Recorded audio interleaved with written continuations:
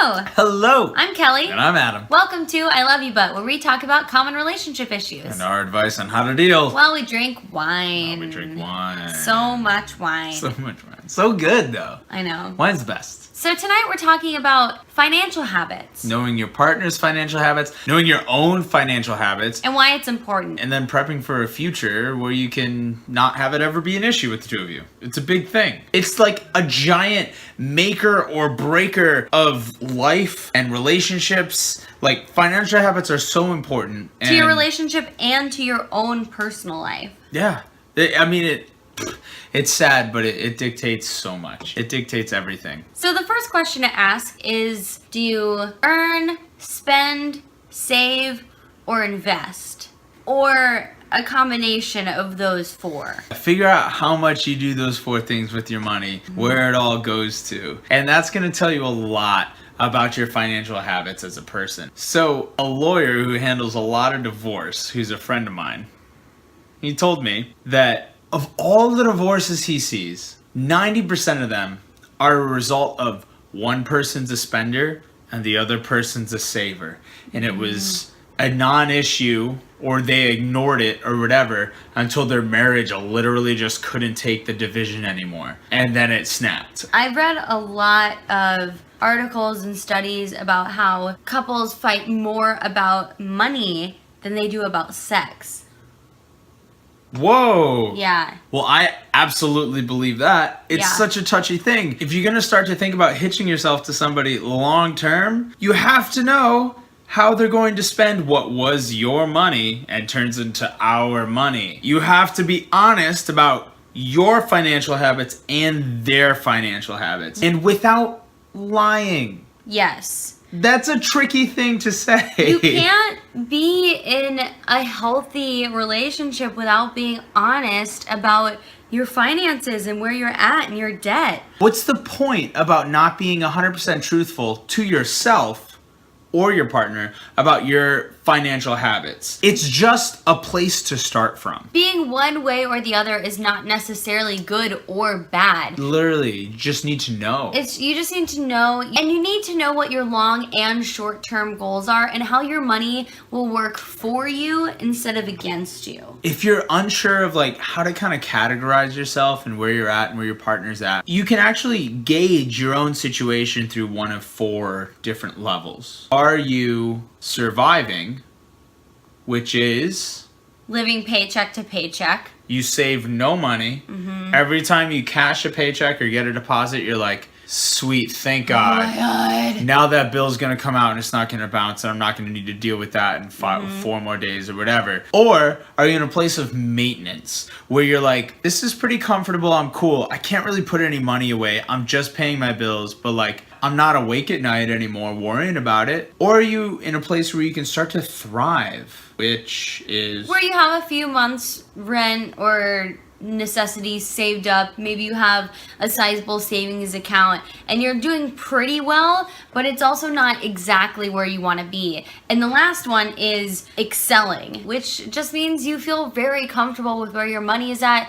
Checking, savings, investing, retirement, all of it. You're just like totally good to go, make a lot, spend well within my means. Everything's gravy. So to figure out what your financial habits are, I think an amazing but really simple tool is to write down literally every cent you spend for about 3 to 4 weeks. And through that process, you figure out what's important to you. You figure out where your money starts to go, where your sucks are, where you actually think like, why am I spending this much on that? That's like so $4 stupid. on a mocha every single day at Starbucks. Is it worth it? If it is worth it, that's totally fine. There's no judgment. But like, if it's not worth it, change it. You can save that $4 instead. Maybe you can make a $2 cup of coffee at home. Yeah, average $2 or whatever if you get crazy expensive coffee. I don't know. Kelly I don't doesn't drink coffee. coffee. Just to observe what you're doing and make a plan. what's going on. And and then you make a plan going forward, Yeah. and then you can start to change your habits. But you have to confront everything right up front, brutally honest, right away, then you deal with it. And it's not that you have to change anything when you write these things down. Do everything how you've been doing it, just write it down, which I think is maybe the scariest part, is just realizing where your money's going, because sometimes we like to ignore that part. Sometimes you open up that spreadsheet and you go, I've literally kept Subway in business for 3 months. Yeah, I've done that. I think another great question to ask yourself is, what is your first memory of money? And how has that shaped your ideas of money and finances throughout your life? I remember when I was a kid, my dad would make me wash his car and he would give me a quarter. And I was so stoked because the silver ones were all important. My mom would give me the green ones. Oh. And I was like, why am I doing this? Eventually I came to understand that my dad was trying to teach me to do good work.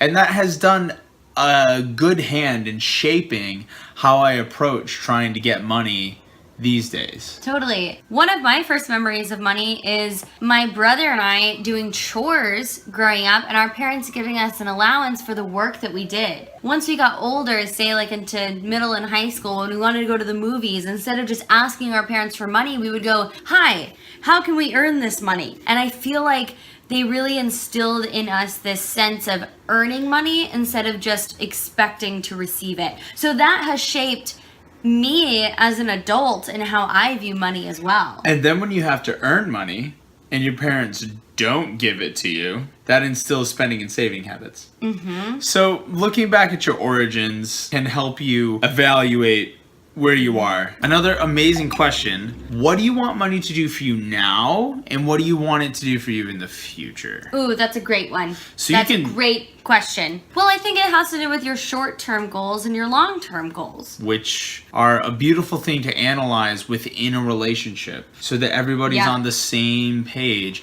and you can move forward and create a plan together, especially if you're at the point where you're moving in together and you have to start to trust each other financially. You have to have a short and a long-term goal. And if you're honest, it's so much easier to want to help your partner if they made a mistake. We've both had that, where one of us had to help the other out. And because we were never in the dark with each other's finances, it was never an issue. It was always like, man, yeah, let's get this done for now. And then later on, it corrects itself. Like, being honest is the best tool that you have for creating a present and future together. It takes that whole category of 90% divorce from my lawyer friend to like, not as much of an issue. Just a lower percentage. Yeah. Also, another great question to ask yourself is, what words do you associate with money? So, do you associate money with bad, evil, terrible, ruining my life, terrible?